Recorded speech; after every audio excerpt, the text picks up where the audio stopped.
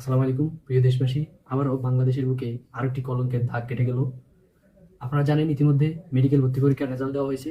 এখানে আমরা দেখতে পাচ্ছি একজন শিক্ষার্থী সে মাত্র 40 নম্বর পেয়ে সে এখানে মেরিট করেছে এবং এই 40 নম্বর পেয়ে সে চান্স পেয়েছে মেডিকেলে। আরেকজন দেখা গেল যে 72 নম্বর 73 নম্বর পেয়েও মেডিকেলে কোনো চান্স পেল না।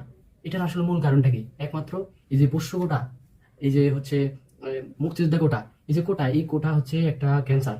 এই কোটা নামক ক্যান্সার থাকার কারণে আজকে এমনটি ঘটলো। এবং এটি নতুন কোনো কিছু নয়, এটা কিন্তু বিগত 1972 সাল থেকে এই প্রথাটা আসতেছে।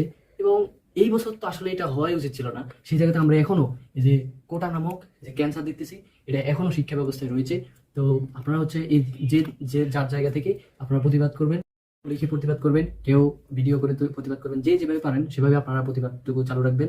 এবং এই যে আমাদের জুলাই অভ্যুত্থান গেল, এখানে আমাদের মূল ম্যান্ডেট ছিল কি? কোটা না মেধা। আর এই স্লোগান দিয়ে হচ্ছে এই যে আন্দোলন গেছে, আন্দোলনে আমাদের 2000-এর মতো শহীদ হয়েছেন, আর 20,000-এর বেশি ভাই আহত রয়েছেন বিভিন্ন হাসপাতালে, এবং এই হাসপাতালের বেডে কাতরাচ্ছেন। এবং আমার আশেপাশেও হচ্ছে অনেক আহত যোদ্ধা রয়েছেন।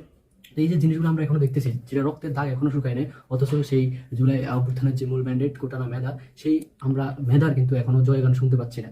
তো আমাদের হচ্ছে দাবি থাকবে অবিলম্বে এই যে এমবিবিএস পরীক্ষার যে রেজাল্ট দেওয়া হয়েছে এটা যেন সংস্কার করা হয়, এবং আমরা যেন হচ্ছে মেধাবীদের যেন একটা সিট দেখতে পাই, একটা রেজাল্ট দেখতে পাই। তো এই প্রত্যাশা আমাদের থাকবে।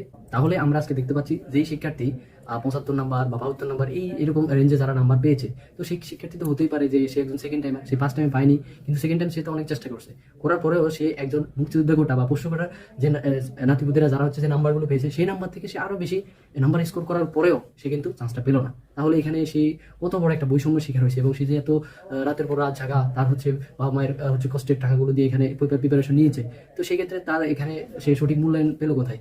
এভাবেই বাংলাদেশে আর চলতে দেবো না।